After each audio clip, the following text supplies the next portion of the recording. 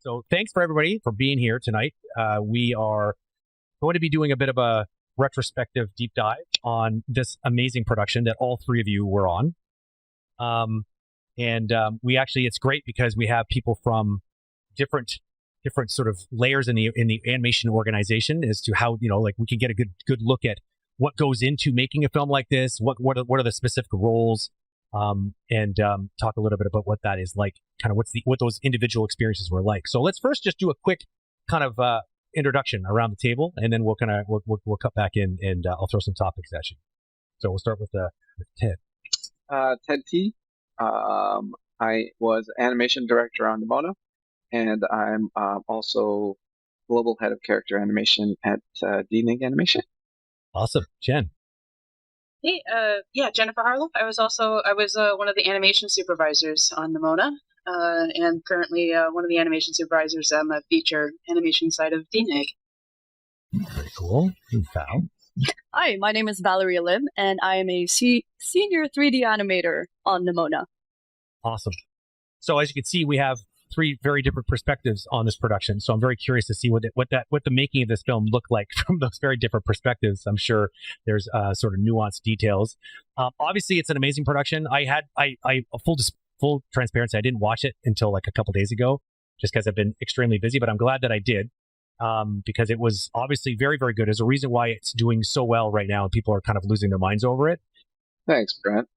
It's really good. Like, I love the art direction, and I think the animation was done in such a way that it paired beautifully with that art direction. And I find that sometimes that's not the case, but it was fresh. It was a nice, fresh looking film, and it had really, really great story to boot, which is often not always going to be the case. So I'm curious, like the genesis of this. We'll talk about specific perspectives on your roles in a little bit, but on a high level, I'm curious, like, will everyone get a turn to kind of talk about how they got involved? What were their feelings about it? What were, like, did they get to read the script first? Like, what were their first feelings about it? And then basically, give us, maybe a bit of a look at how you feel now having gone through it. So there's sort of like a beginning and after experience. So Val, we'll start with you and we'll work our way back up to the top. Where did you first hear that you might be able to be a part of it? How much did you know about it? Were you excited? Was there trepidations? Like what were your feelings going in? And then basically, how do you feel coming out?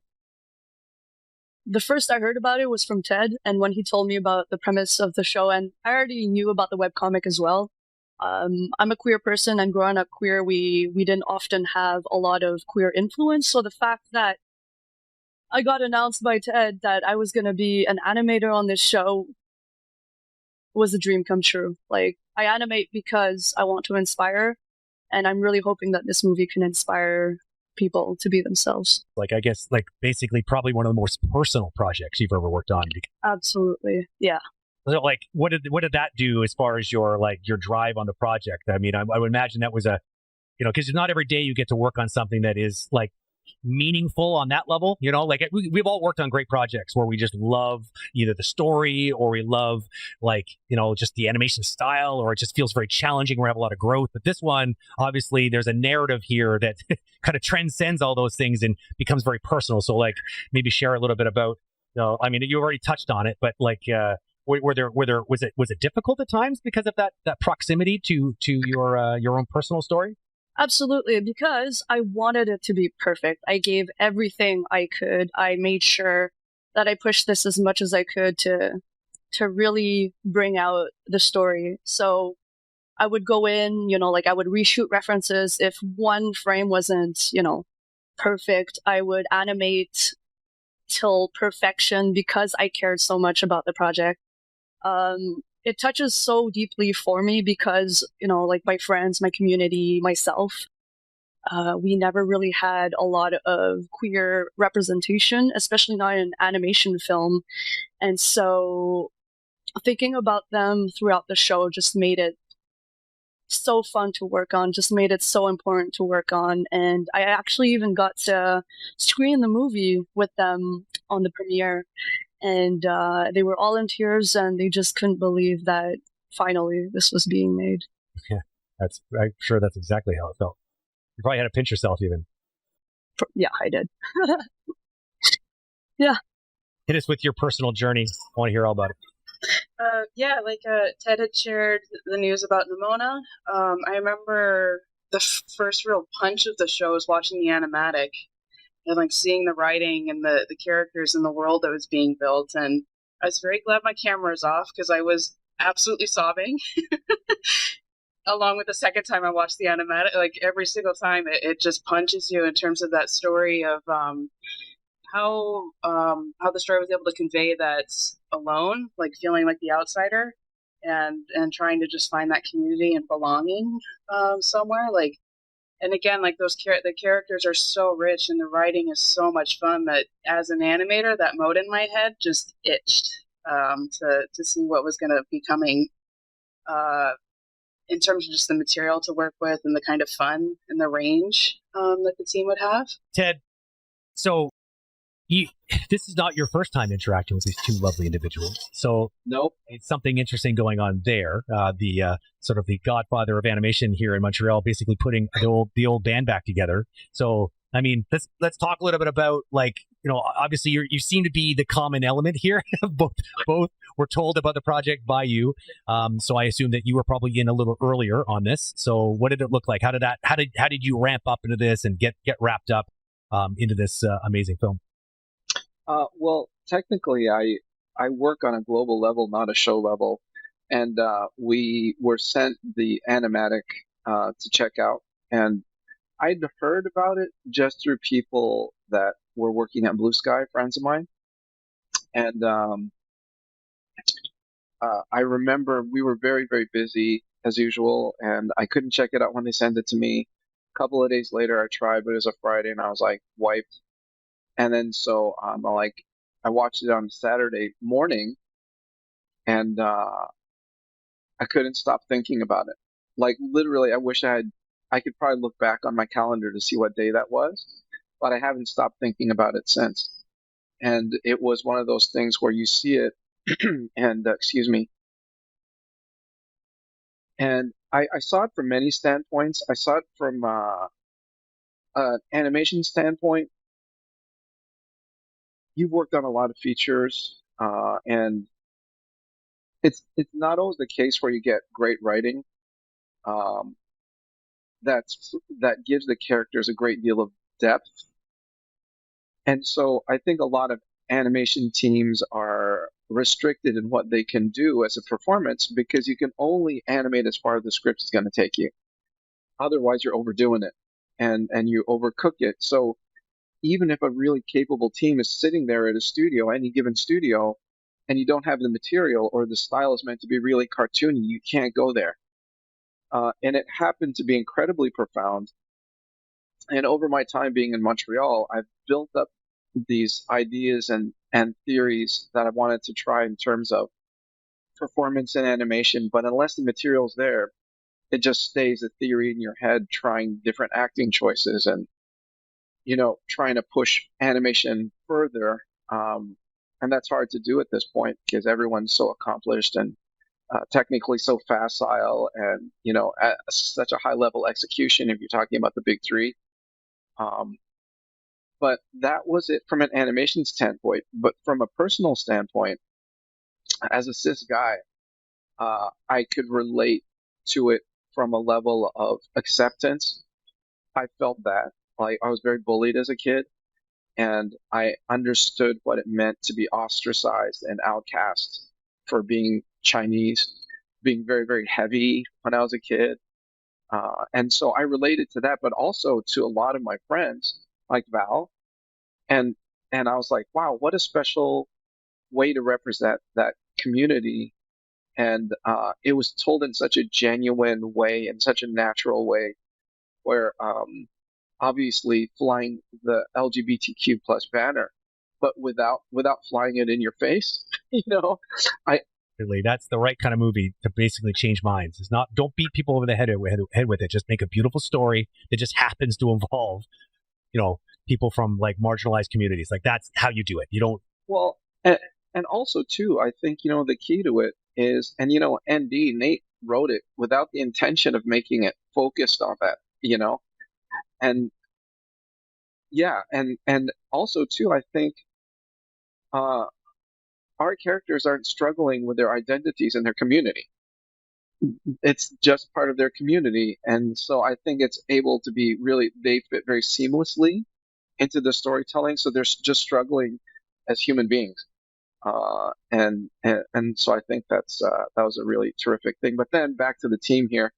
I just had been at that point putting together the team at DNEG for a couple of years.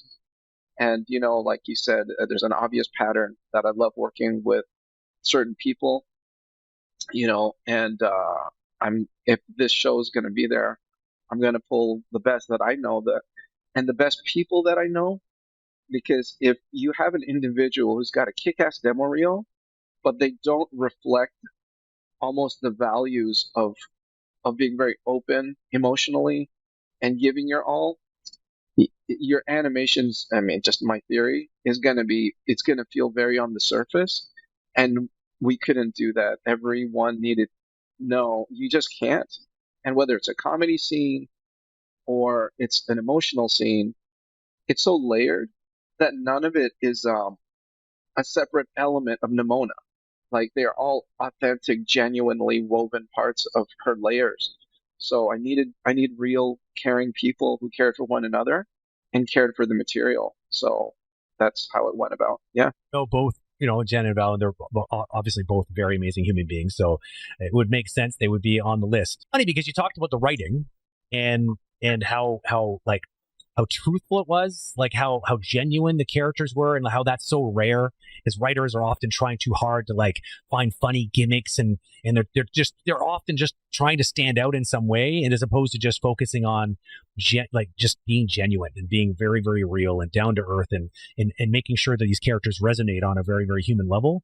And I found that, that's one thing. That's obviously step one, because if you don't have that, you're cooked. But I found another thing about this film that really, really struck me was the voice acting, which also really did justice to those characters. Like, it felt like, I don't know about you. We've been all working in animation for a long time now, but I mean, I still often find, I don't know if it's worse because I work in animation, but I often find I watch films and I'm like, that voice doesn't feel like it's coming out of that character at all. And either that's due to bad casting, maybe animation direction might be an issue here and there, but I felt none of that in this film. Like, it was just like these were real people basically on screen, and I was which is impressive considering how stylized they were.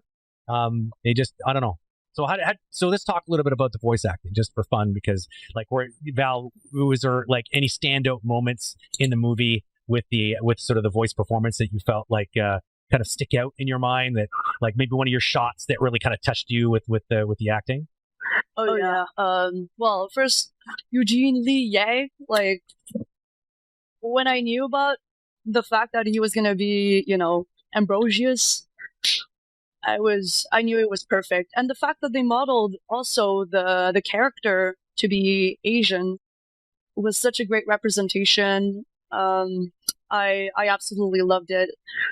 I didn't get to do any lines with Eugene Lee Yang, but I did get to animate the final kiss scene, and for me, having those characters together, it was perfect. That's crazy. How long did it take you to animate that shot, just out of curiosity? Or more importantly, how many times did you reanimate that shot? I can't remember how long it took, because time just flew by when I was just trying to make it perfect.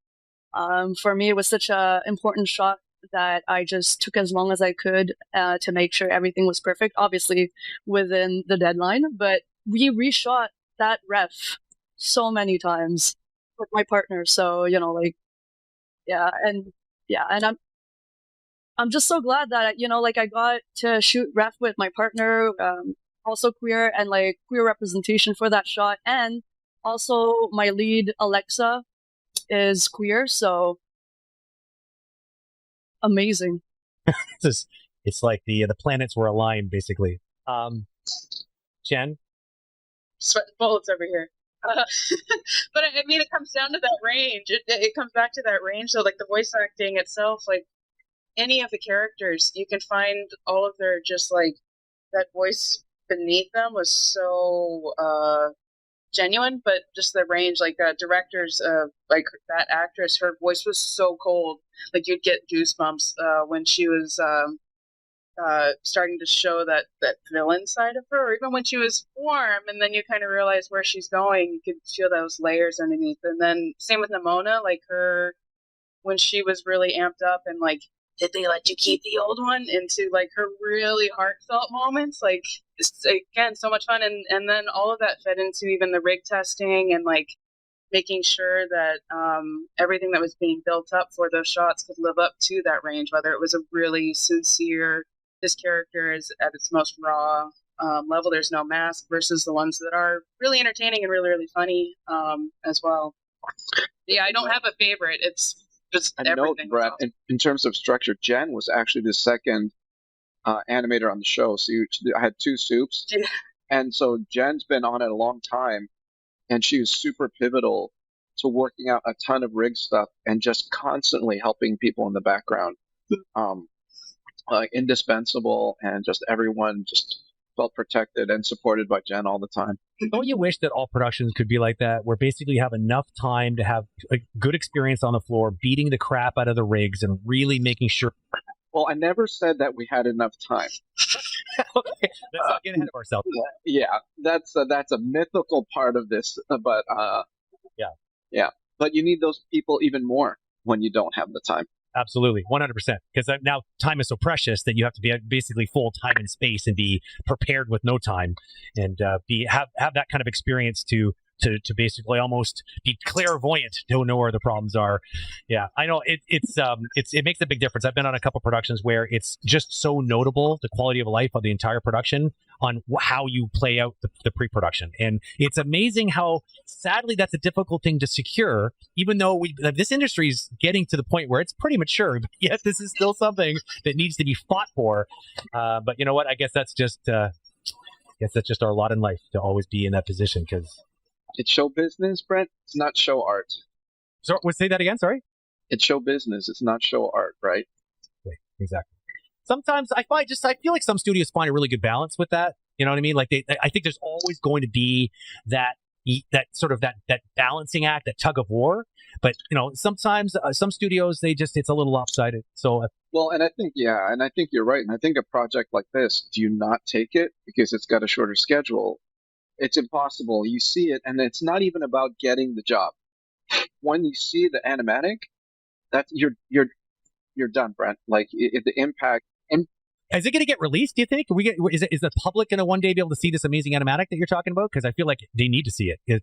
Well, it's really 90% of what you're seeing. Like it was really, really tied down. Yeah. And this is something that Nick and Troy had worked on, I guess, together. This animatic. Yeah. With probably some board artists and some Yeah, I believe that they were supposed to show the Thursday of the week that they closed, and the plug got pulled on a Tuesday. So they had revised these reels, and I think in the end they had revised the first act, refined Goldie's story a little bit, Ballister a little bit. They fine-tuned along the way as we animated as well.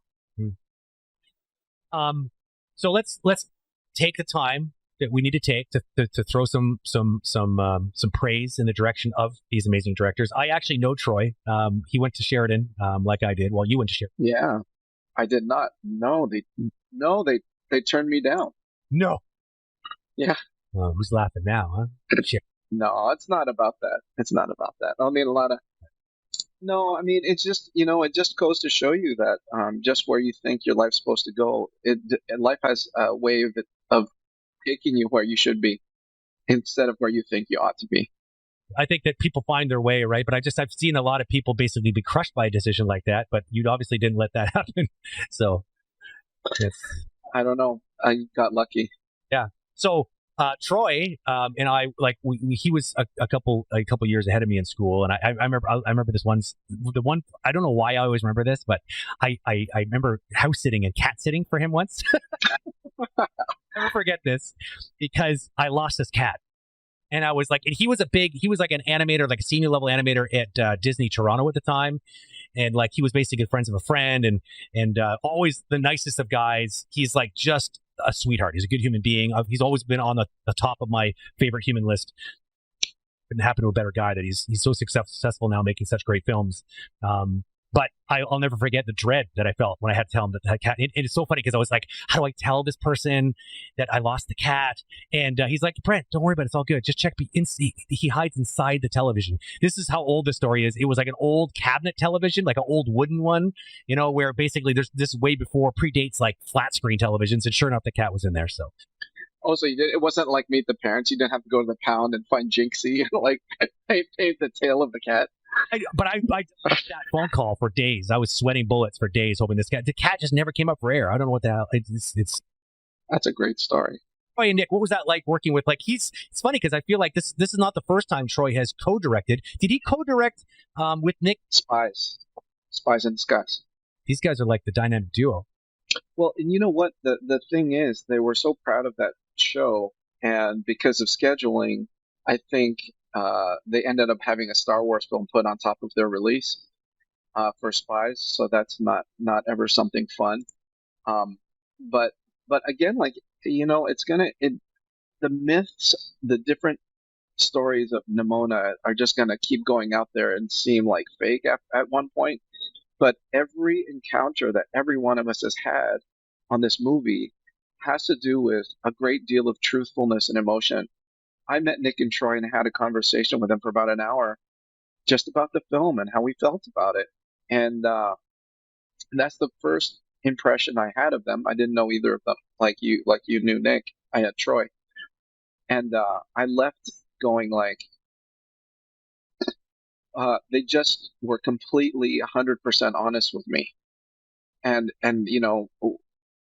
who's to say? I mean, I believe that was actually the truth. And they were just so forthcoming, and all they cared about was telling the story and sending that message.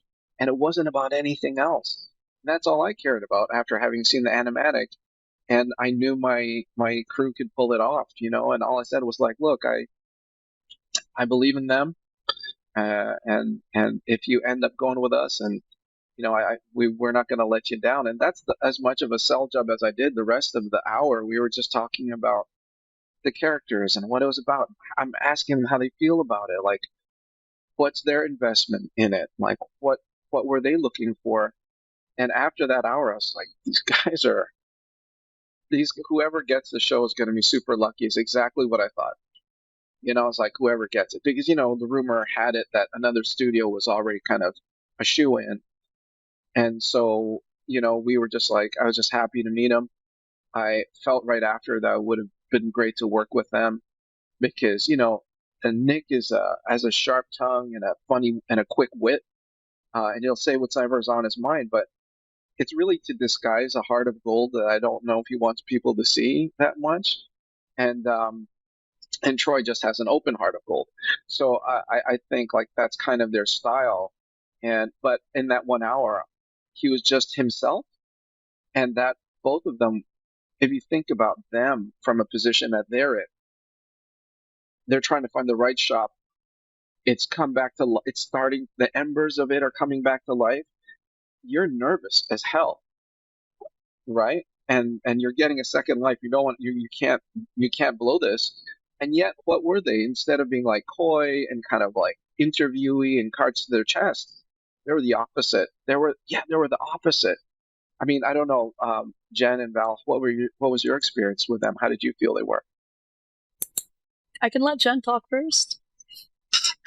Sure. I mean, like, they're of that director level that it's fun to work with, where they are all about the characters and where are they in their like story and where they are in the arc of the overall film. Like, their notes were like sniper level specific to make sure that everything fits wherever it was in the film, because we were working on multiple sequences and shots were all over the place in terms of beginning of the film, middle, end, but their notes were always coming back to where is this point in the story that this character is operating on, and how does that work both on the level that you might be looking at it, but also subtext wise, which was 10 million layers deep on things. So even if you were just showing them like posing passes, blocking, spline, they always funneled their notes to that level, which was really inspiring to work with.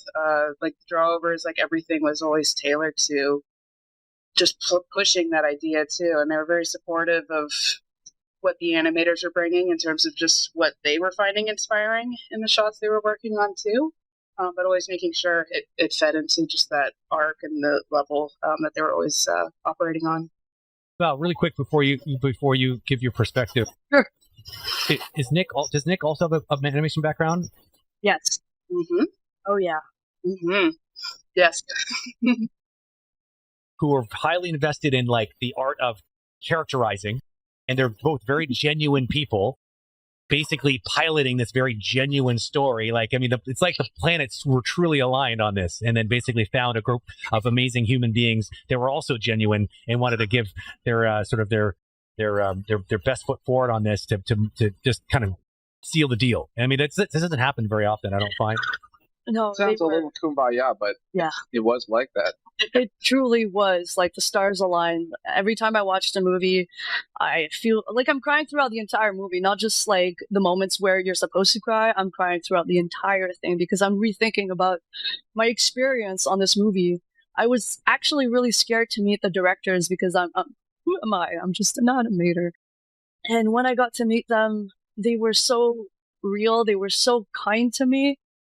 And it just felt like I've known them for ages, and they were just so genuine about sending this message to the world. And I was just so comfortable telling them, like how queer I am, and just being able to vibe with them on that front, and feeling so supported in who I am from the directors, from my team, from Ted, from my leads, from my everyone. And this movie really sends a message, but just being surrounded by this kind of creative energy that also supports who you are is just something that is magical, and I'm truly blessed to be here. I think like what made this team especially special is how supportive everyone was. Like, we were always cheering each other on during shots from beginning to end, shot-wise, but also just personal life-wise. There was always lots of support during the crunch hours. During rig testing, everyone was coming in to just help out and support each other on ideas, troubleshooting things, coming up with the solutions, helping just talk out ideas and brainstorm. Each sequence, there'd be meetings every week just to catch up with your sequence lead and the animators, just to bounce ideas off of. So I found that very open and collaborative, which I think, again, just helped contribute to that like comfort level, just to throw everything out there on the table on a daily basis with the team. It was like basically a collective effort as opposed to it being, and it's having a nice balanced team with lots of different perspectives basically allows. Yeah, and from all over the globe too. It's not, like in studio. It was digital, and then with all the different sites between London, Montreal, Vancouver, Mumbai. Yeah. And also, too, we consider modeling and rigging part of our department. We don't. Yes. We consider them part of us. We don't see them as a separate department. So I think that really helped. I think that also really showed too in the results, because that's a perfect segue what I wanted to talk about next. Now, Val, I'm going to start with you just because you're a senior animator on this, but I have to ask first: did you get a chance to work on some Nimona shots? Absolutely, yeah. Can we just all collectively nerd out a little bit and talk about her teeth as far as I'm concerned? Because as an audience member, I was charmed by her teeth out of all things. Like that smile and like the fact that her teeth were different all the time. It had a bit of that anime vibe. Oh, man. Different depending on the need of that shot. Like I was so impressed by something seemingly so small. It was just, it took over my mind. I was like, every time she was on screen, I was like, I'm just going to watch her teeth because they're going to do something really interesting. So let's talk about teeth. Let's talk about anime. It seems like a weird topic. Jen's the one to ask about teeth. Oh, because you probably were doing a lot of the testing as well. Okay, well, let's hear from both of you. Val, give me your perspective first. Animating the teeth, and I'd love to hear about how did you warm up these rigs to the point where they delivered the goods like this, Jen. So first, Val, talk to me about you. Oh man, the first shot I animated on Nimona is actually your psychic has arrived, and her smile, like it was so hard to nail down, but with the collaboration of my lead Jackie, who is amazing, Jackie Tarascio, and Ted and the directors, we found a smile that really fit for Nimona. Because it can really get to, yeah, and it just like it's so sinister but so adorable. Right. My brain can't handle both of those things at the same time. Yeah. Oh, yeah. That. Kill it, but then basically, like, so how long do you think it took for you to just play until you found the right smile? Like how I'm sure it was back and forth for a while. Oh yeah, it's been back and forth for a while because we wanted to make it perfect. We wanted to make it Nimona, and even as wide as my smile could go for the references, it never like you just pushed it and pushed it and pushed it and pushed it until it was perfect. Jen, like on a level of like rigs, like I'm curious to know some of the behind the scenes on how was it even accomplished. It's like a complicated system because it wasn't just like a normal set of teeth that you typically see in a lot of digital characters. It was way beyond that, and it was like a character in itself. So talk to you a little bit, like give us a little bit of behind the scenes on what went into these interesting little details. Yeah, so I mean, speaking of just pushing and pushing and pushing it, that was a big part of 2021. Like fall through winter, was working with the brilliant like rigging team and the modelers to help with that setup. Like, we'd work off of like values of 0 to 1. So 0 was default, and then 1 was the most extreme that the mouth corners would move on any of the characters. So we would spend time looking at like the storyboards, looking at the artwork that was provided for the whole cast of characters, and then finding that fit, because each character had a very specific face design as well. So they didn't just work as a human; you had to make it work from front, but also from the side, but honoring their, like on Nimona, her heart-shaped face. Ballister and Goldenloin had that more shield tapering towards their chins. But yeah, for her teeth, for Nimona's teeth, that was magic of Toba and Drisha and Enoch and the rigging team to figure out how to swap her teeth out to go from just her kind of regular little fangs into the serrated just jaws, which were the same teeth that were used on Nimona Shark and Nimona Boy. So as soon as we figured out that rig system, then we were like, wait, we can be resourceful and pop this into the others that have this come up. Yeah, it was just like regular geometry that just had a lot of endless scale controls, and then you could kind of like fill out add more teeth as you needed, depending on how wide. No, you know what? Like that's the thing that works so well with Nimona is that, besides the message that we were talking about at the beginning, it's just really funny and it's very surprising. I think, a lot of things that would normally seem gimmicky don't with Nimona because she is kind of at her heart very anarchistic, and she has that level of disturbance that's like underlying who she is, and that allows you to throw stuff like that in there. And there's even transitional shots where you don't see the full-on teeth, where you see a canine. Like the shot that Nick Giorgio did, or Giorgio, I guess is the right name. I found out, like 2 days ago. But there's a shot where I know, and he said, and she says, "Yes, evil Larry," and those teeth are just kind of in between, and he tweaked them so you get a glimpse of it, and you're like, wait a second. But there's something menacing because at the start of the show, you're not supposed to know what you think about her. You're like, what is she? Is she a villain? Is she not? We don't know how to feel about her. And of course, let's not forget too, like Nick did insane drawovers on the teeth. And when you draw them he draw them, we're like, great. And I'm like, Jen, can we do this? Jen, can we do this? But yeah.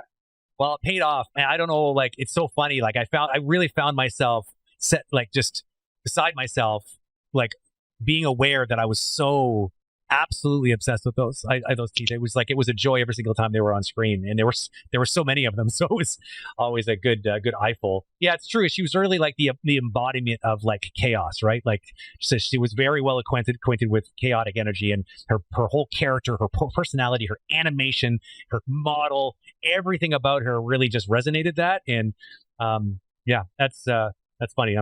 I saw everyone nod knowingly when I just brought up the teeth. It's like I knew that all the animators in the room would totally feel me. So let's talk a little bit about. Let's take turns talking about anecdotal stories that were like, memorable victories, like maybe a shot that stands out that we haven't talked about already, or maybe even better, a shot that was extremely challenging. That was just, I mean, I know Val already shared the story about the challenging kiss shot, because I mean, obviously there's so many levels of that needed to be just right. But like, I'm just wondering what else was it? I'm sure there are many stories, so I'm just curious if you guys wanted to share. Jen, go ahead.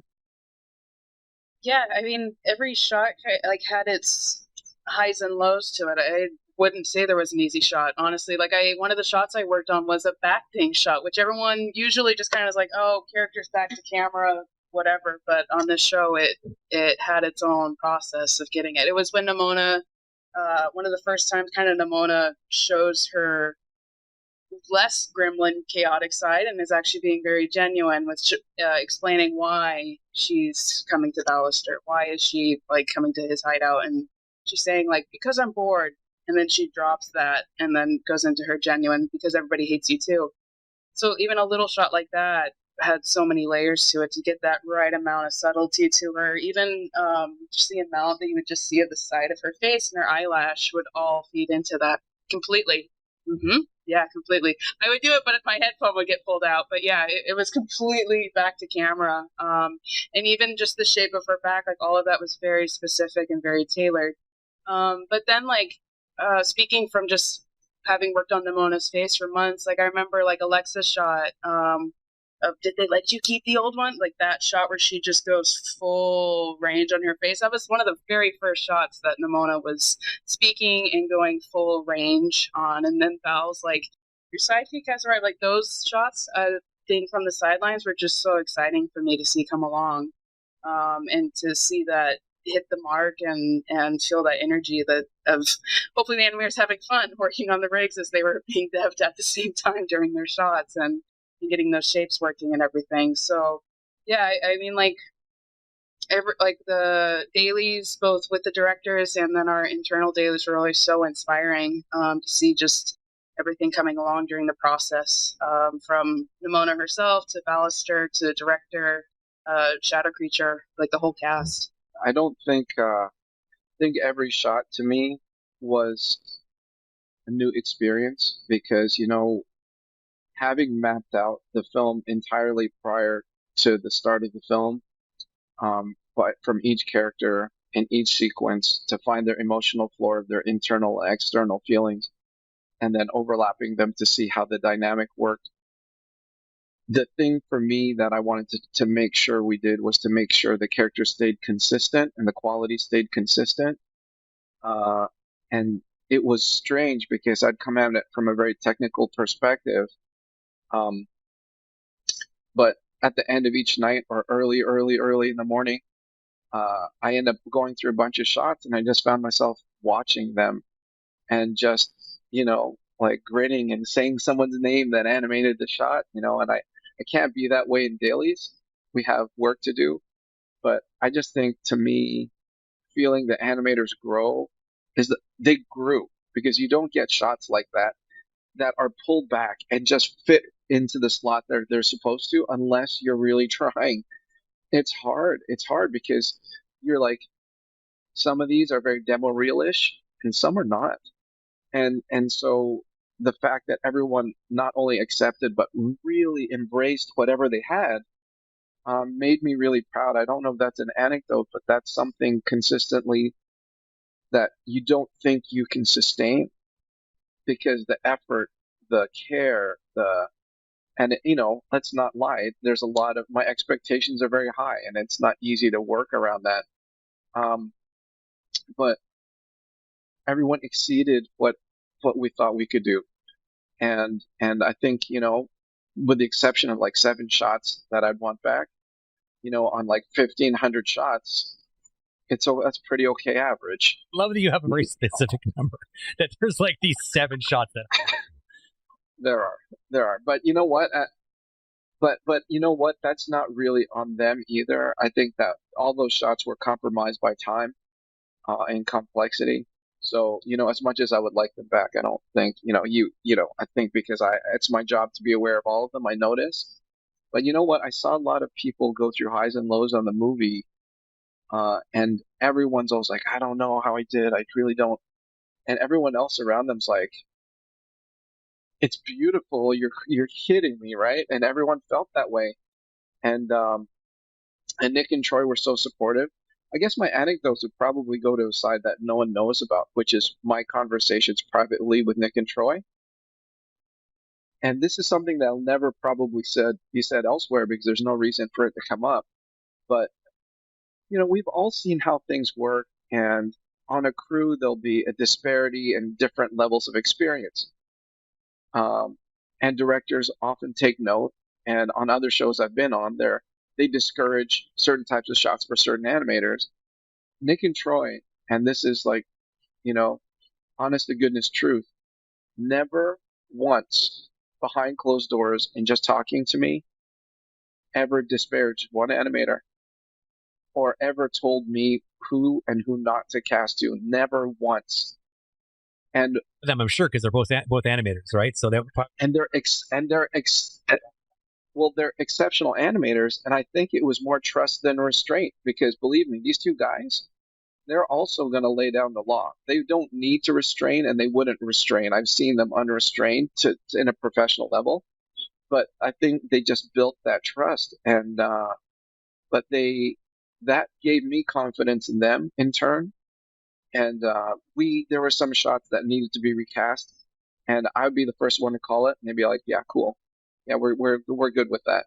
But it's just all the way through, there was so much honesty and trust between all of us, from me and Nick and Troy, and them with the animators, and the animators to me, and us with each other, that it was stressful because of the level we all wanted to achieve, and it was stressful because the time period in which we had to achieve that level, but it wasn't from each other, and that made a big difference for us, I think.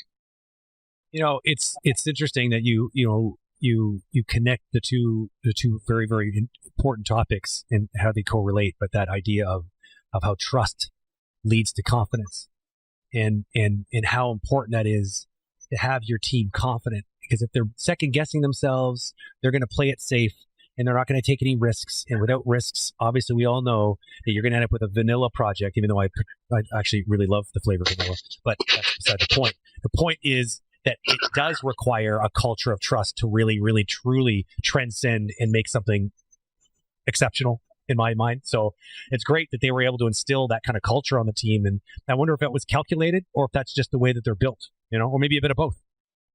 I think they're both very real. So I think that's a great question until you meet Nick and Troy, and then or at least work with them, because from our perspective within the animation department, they have a legion of fans because they were nothing but individual with people, nothing but genuine with people. I've never seen them speak short to anyone. You just can't keep up planned for that long, that intensely. It's impossible. Yeah, I mean, from my perspective, start to break and you'd start to see the real people. So what you're basically dealing with are the real McCoys. Right. Can't stay undercover that long. Yeah. Pressure. Yeah. Val, seeing that we're on the topic of revealing stories that would normally not be told, why don't you maybe share something that you feel is in the same vein, something that is like an unsung story or tale of the making of this film that you somehow either encountered. Maybe it's a personal story. It could be something you observed. It could be anything. Oh man, I actually really want to mention this anecdote. When I did the shot of in the closet and Nimona's like, "Snap out of it," slaps him behind the head, I actually asked one of my friends, Alice Baudrillard, who is a wonderful actress, to come and help me with this ref because of the height difference. It helped me, do the physicality and all that stuff. And I didn't think I was gonna hit her for real, and she didn't think I was gonna hit her for real. Surprise! I hit her so hard, you can even hear it in the ref, and her reaction was. Yeah, her reaction was very genuine. I apologized 100 times after, but you know what? It made a lot of great animation. Thank you, Alice. Yeah, and she's also queer, and I just love involving queer people. And a lot of the team, has a lot of diversity, you know, like we're just a bunch of misfits trying to find a place.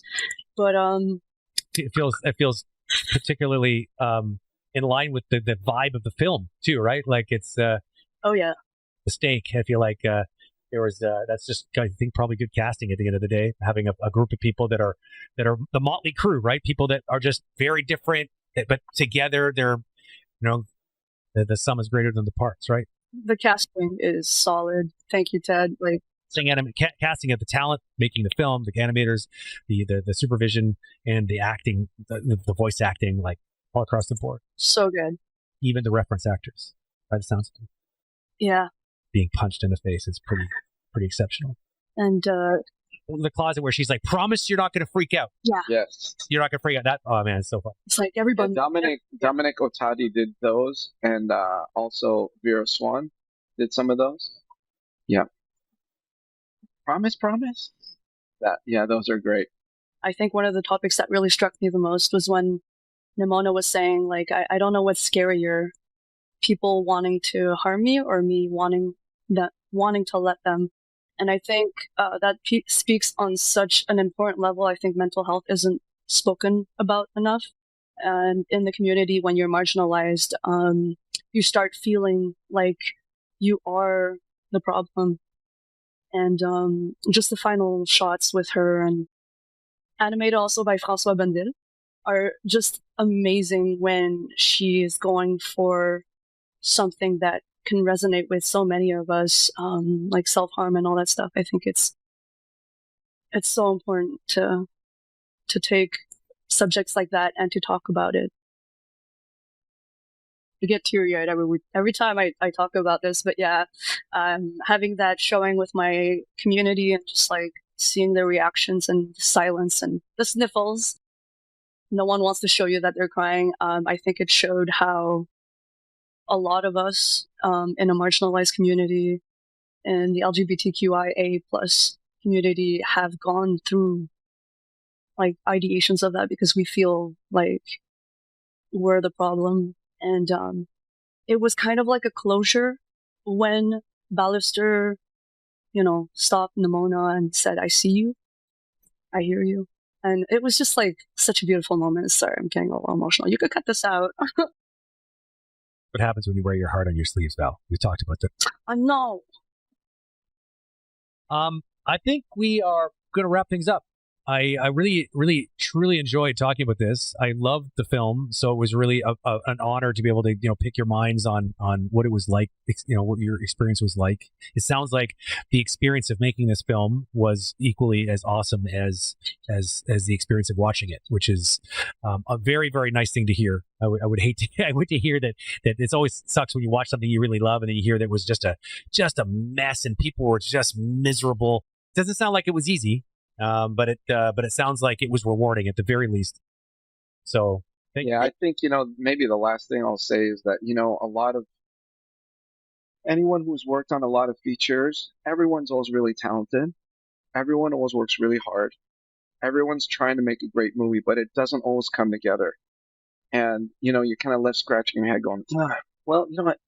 It was good. And I had a good time, and people were nice, but it's not a memorable film, and hopefully it became memorable because of your experience on it as opposed to the end result of the film. But once in a while, these kind of sneak up on you. In this case, it didn't sneak up. It came out of nowhere, and it was just like super clear.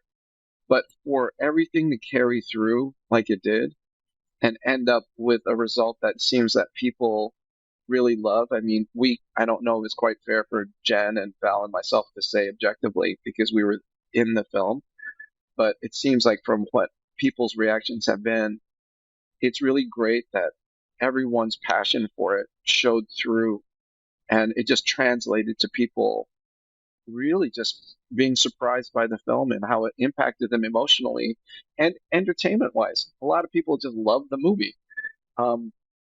But, besides the themes that we've been talking about, they just love the characters. They love the comedy. They love how it looks. They love the future medieval look. And so we just feel, I'll speak for us. I think I can speak for us where we feel um, very lucky to have had a hand in it and to kind of carry the spirit of Blue Sky with us too. I think that's really important to remember. I mean, we ended up, ended up because of technical reasons having to start from the beginning, and so and that must have been tough for them. They'd done some work and it wasn't going to port over, and so rigging Anim was a redo. But man, it's not like it doesn't remove any of their care that we have. Yeah, so this is for them too, it's for them, and hopefully they have some closure. Yeah. No, Can I that's a just- good point. Sorry, can I say one last thing? I'm sorry. I hope You can all have Jen. I'm expecting now one last thing for you. You know that, so prepare yourself. Go ahead, pal. Yeah, I just wanted to say, like, I could speak about, you could cut this out if you want. The spicy shot, the kiss. I just want to say, I'm really glad that it made it in the film. I think that Blue Sky really fought hard for it as well. This should be something that should be accepted, but unfortunately, in the world that we live in, it's still a work in progress. But I really appreciate Blue Sky for the fight, and having that shot is also a little bit for, my own fight and for the community's fight that we do every day to just be ourselves, and something that should be normalized. Yeah, the bar that Blue Sky set on so many levels. Again, being the second one on the show and working towards that, working with Matt and Ted and Jackie and just a whole community of people really striving to bring that care and do our best as much as we could with the tight schedule and our own learning curves as well with the dev or even the shots. One of the things I was really impressed by was a few months into the show, a few sequences had been completed, and then it became really more well known that a lot of the animators, this was their first, even second film ever. Like seeing their shots and seeing like where they were on point A all the way to point Z, I never would have ever been like, oh, it's your first film. Didn't present that like on their work, but in their professional, yeah, there was just a lot of growth on their set. Like I was very impressed and proud of like every individual that was working. Because yeah, when they were starting to write on the chat of like, it's my first film, I'm like, what? I'm like, what the hell? Yeah, it's true. Yeah, exactly. And they just handled it like champs, like, yeah, really, really something. And then Jen also mentioned Matt Doble, Jackie Tarasio, Kristen McKee. Ken Fountain, but I was talking about the ex-Blue Sky group. Blue Skies, yeah. Yeah, they're also, but Ken Fountain, we can't forget Kenny either. Tremendous. But for the ex-Blue Sky crew, that's real closure because they were on it before us, and so they had even more of a stake. Like they were part of the crew that actually got to finish the animation that was just cut off at the pass for them, Just got to represent. Yeah, it's nice to see because that project, there was a lot of heart and soul put into that, and it was very, very dramatic, and a lot of the animation community in general was pretty upset to hear that such an amazing company was basically going to get shut down, and this amazing project that was already midway into it. Like it was a lot of, it's just how they managed to pull that out of the ash and then put the right team together to do this kind of level quality job on it. It's like, again, it's like, it's, I don't want to say it's a miracle because it would be an insult to all the hard work that went into it, but in a way, there's a little bit of miraculous sort of happenstance and just perfect alignment of all the stars and all the planets and all the suns. Like it just I don't know. It's nice to see a happy ending like this, even if they didn't get to all those people didn't get to finish what they started. At least you were able to carry that torch and get that idea, this important story, all the way to the finish line into the minds and hearts of all these people that are hopefully going to be touched by this film, like I was. So. On that note, the film's bigger than all of us, all the people on the credits. So it's done what we've done our job, and it's out in the world and it's doing its thing. So that's what's important. Thank you all for Thank you. blessing us with your generosity, your transparency, and thank you for this amazing movie and what you've contributed to it to bring it to life and into my life. I can't wait. I look forward to watching this with my daughter. She gets really stressed out by films. She's only 8, so I'm gonna probably wait a couple years before I subject her to this. But I feel like deep down she's really gonna love it, and so I can't wait to show her. So thank you for that as well in advance. And in a couple of years, Sequoia, please write your review for us. I'll get her. I'll do that. We'll see. What she's a tough critic though, so prepare yourself. She's also a tough cookie. Oh yeah. She's got a little bit of Nimona, Oh yeah. Yeah, trust me, I know all too well this. This is very, very true. Okay, great. So thanks everybody.